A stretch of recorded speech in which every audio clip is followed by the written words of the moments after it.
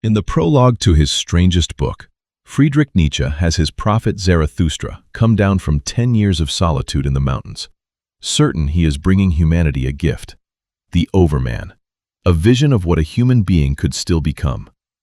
He arrives at a town square where a crowd has already gathered, waiting to watch a tightrope walker cross a wire strung high between two towers, an image Nietzsche will return to before the scene is over. Zarathustra delivers the speech of his life to that crowd, and they laugh at him. So he tries something else. He describes instead the most comfortable creature imaginable, a being who has abolished every hardship, every risk, every reason to struggle, and calls it the last man. And this time, the crowd doesn't laugh. They cheer. "Give us this last man, O Zarathustra," they shout. "We want to be like him." Nietzsche wrote that scene as a warning, not a compliment, and it is worth sitting with exactly why a room full of people would beg to become the thing he considered the most contemptible outcome a human life could reach. Today, we're going to walk through Nietzsche's actual case for why comfort, not suffering, is the real threat to a life worth living, what he thought was quietly rotting underneath the herd's need to belong, and why the answer was never simply to endure more pain, but to become the kind of creature that keeps overcoming itself instead of settling. It's worth knowing what kind of life produced this argument, because it changes how you hear it. Nietzsche did not write about hardship from the safety of a comfortable chair. By the time he wrote Also sprach Zarathustra, he had already resigned his university chair due to a body that was failing him in almost every direction. Migraines that could flatten him for days, a stomach that rejected most food, eyesight bad enough that he sometimes dictated because he couldn't look at a page. He lived out of rented rooms in a rotation of cheap boarding houses across Switzerland and Italy, largely alone, unmarried, chasing whichever climate his body could tolerate that season. The books themselves, including this one, sold so poorly that he sometimes paid to have them printed himself, and Also sprach Zarathustra's fourth part was distributed to a grand total of roughly 40 people, most of them friends. He wrote the case against comfort into total public indifference, not applause. If anyone had standing to simply ask for relief, for the last man's abolished hardship, it was him. He asked for the opposite instead, and built an entire philosophy defending that choice. 1. The prophecy of the last man. Nietzsche wrote, "The earth has become small, and on it hops the last man, who makes everything small. His race is as ineradicable as the flea beetle. The last man lives longest." Read that carefully, because the insult isn't that the last man suffers. It's that he has arranged his entire existence around never having to. Nietzsche continues, in the voice of the crowd itself. "We have discovered happiness," say the last men, and they blink. That blink is doing enormous work in one sentence. It's the reflex of eyes that have gotten used to a world with nothing left in it worth staring at. The last man has a little pleasure for the day and a little pleasure for the night, Nietzsche writes, but he honors health above all else. No shepherd and one herd. Everyone wants the same thing. Everyone is the same, and whoever still feels differently walks voluntarily into a madhouse. Picture the modern version without changing a single mechanism. A life optimized entirely around minimizing discomfort, the inconvenient conversation avoided, the risk never taken because it might not work out, the ambition quietly downgraded into a more manageable one nobody could criticize. Nothing about that life is cruel to the person living it. That was Nietzsche's actual point, and the reason it unsettled him more than outright suffering did. A hard life announces itself as a problem, sends up a flare, demands to be dealt with. A comfortable one can consume an entire lifespan while insisting nothing is wrong, since every individual choice inside it looked reasonable at the time it was made. Nobody wakes up one morning and decides to become a last man in a single stroke. It happens one small, defensible trade at a time, each one small enough to wave through without a fight, until the sum of all of them is a life that has quietly stopped asking anything difficult of the person living it. 2. Comfort as the real enemy. Nietzsche didn't arrive at this by simply preferring hardship for its own sake, like some crude endurance test. He built an actual mechanism underneath it, and the mechanism is what he called the will to power. Not power over other people primarily, but the drive of anything alive to grow past its current limits rather than simply persist. Nietzsche wrote, giving the idea to life itself as a kind of confession. And life itself confided this secret to me. Behold, it said, I am that which must always overcome itself. Notice the verb. Not survive itself, not maintain itself, overcome itself, continuously, as a condition of being alive at all, rather than a phase you eventually graduate out of. A body that stops demanding more of itself doesn't hold steady. It atrophies. Nietzsche's claim is that the same law governs a mind, a character, a whole life. Comfort, in his account, isn't neutral. It's the condition under which that self-overcoming quietly stops, because the entire appeal of comfort is that it removes the resistance a person would otherwise have to push against. Picture a muscle wrapped in a cast for safety, never asked to bear weight again. It doesn't stay the same size while the world moves on around it. It shrinks, precisely because it was protected. Nietzsche is arguing that the same shrinkage happens to whatever in a person does the actual living: judgment, nerve, appetite for difficulty. The moment comfort becomes the organizing goal instead of an occasional rest inside a harder project. This is also why Nietzsche has no real use for suffering that was simply imposed on someone from outside, an illness or an accident, or a cruelty they didn't choose. That kind of pain proves nothing on its own, and he never claims it does. The self-overcoming he's describing is specifically the resistance a person chooses to keep pushing against on purpose, the way a body chooses to keep lifting something heavy rather than being crushed by something falling on it. Comfort is dangerous on this account, exactly because it quietly removes the chances to make that choice at all. 3. The herd and the marketplace. Having named the mechanism, Nietzsche turns to the specific social machinery that manufactures it, and he is unusually blunt about where it operates. In one of the strangest chapters of the book, Nietzsche has Zarathustra warn a friend directly. Flee, my friend, into your solitude. I see you deafened with the noise of the great men, and stung all over with the stings of the little ones. He continues, naming the place itself. Where solitude ceases, the marketplace begins. And where the marketplace begins, so does the noise of the great actors and the buzzing of the poison flies. The marketplace in Zarathustra isn't a place where goods change hands.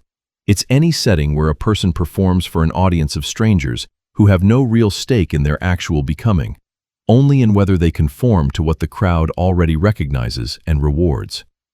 The herd in this account isn't a slur about ordinary people. It's a precise description of what happens to judgment once it starts optimizing for the approval of a crowd rather than the quality of the thing being judged. No shepherd and one herd, he wrote of the last men.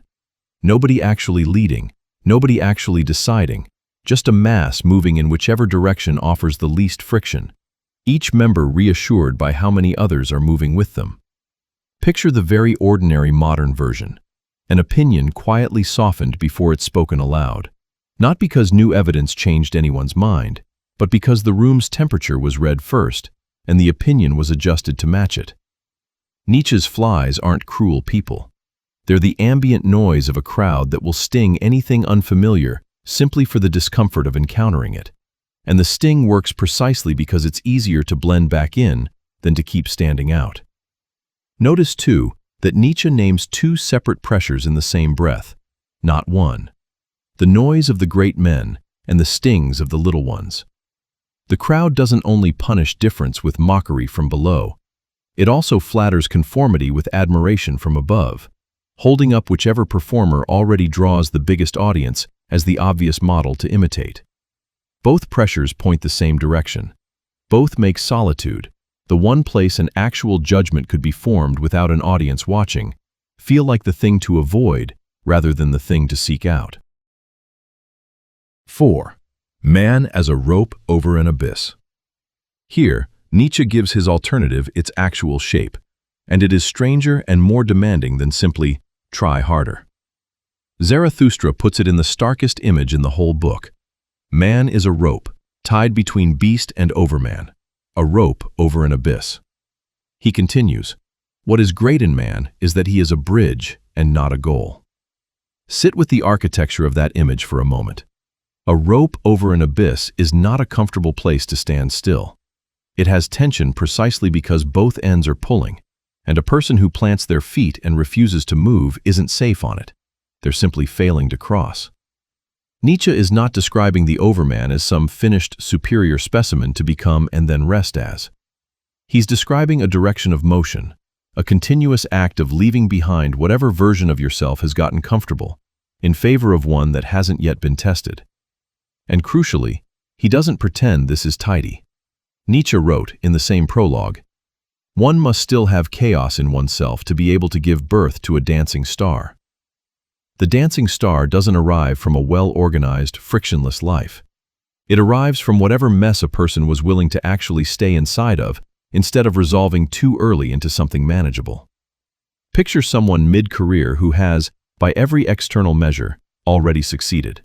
Comfortable income, a title people recognize, a routine that runs itself, and who nonetheless feels a specific, nameless discomfort at how settled it all is. Nietzsche's rope image says that feeling isn't a malfunction to medicate away.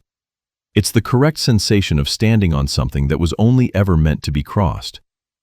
This is why Zarathustra delivers the whole speech in front of a real tightrope walker about to cross a real wire above the crowd's heads.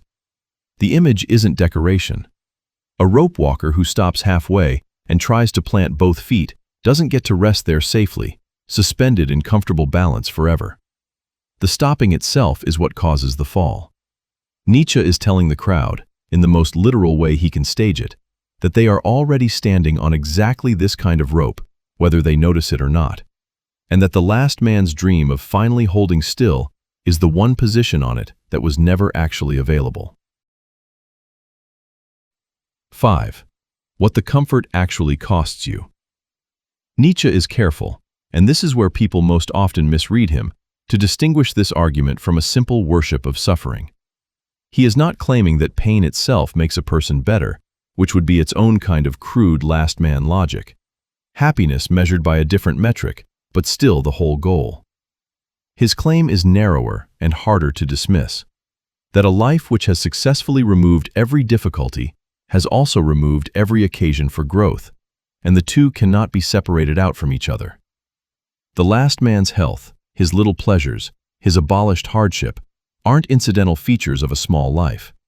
They are the mechanism by which the life stays small. Picture two versions of the identical setback, a plan that collapses, a project that fails outright. One person treats the collapse as proof the whole territory should be avoided from now on, and quietly narrows what they're willing to attempt until nothing can disappoint them again. That is comfort winning, dressed up as wisdom learned the hard way. The other treats the same collapse as exactly the resistance Nietzsche said a living thing needs to push against in order to keep becoming something more than it already was. The facts of the failure were identical in both cases. What differed was whether the person let it shrink their future attempts or feed them. It's worth being precise here about what Nietzsche is not saying, because it's easy to flatten this into a simple worship of grinding harder at everything, all the time, which is really just the last man's logic wearing a more aggressive costume. Difficulty for its own sake, chosen to impress an audience or to prove a point, rather than because it's actually the resistance a specific life needs right now, is just another kind of performance for the marketplace, exhausting rather than comfortable, but aimed at the same crowd's approval either way. The test Nietzsche is actually proposing isn't how much hardship a life contains. It's whether the hardship a person is choosing, or avoiding, is in service of something they're actually trying to become, or just a costume worn for whoever happens to be watching. 6. The ongoing practice, not the finish line. It would be a comfortable ending, in exactly the sense Nietzsche was warning against, to say the answer is simply to become the overman and then relax, having arrived. He doesn't allow that reading. The rope is not a destination with a far side where the crossing is finished and rewarded with rest. Every, behold, I am that which must always overcome itself, describes a condition, not an achievement with an end date. Nietzsche wrote that man is something that shall be overcome, and then immediately asks the harder question underneath it. What have you done to overcome him? Not what have you achieved, not what title do you now hold, but what have you actually done, recently, to keep the rope from turning into a place to stand still? Picture the specific, undramatic form this takes in an ordinary week. It means choosing the harder, true answer over the easier, comfortable one in a conversation that matters. It means picking back up the difficult skill that stalled out, instead of quietly retiring it as, not really my thing. It means staying in the room for the disagreement, instead of exiting toward whichever position the crowd in it already holds. None of that requires abandoning your job, your city, or your life the way Nietzsche abandoned his health to keep writing.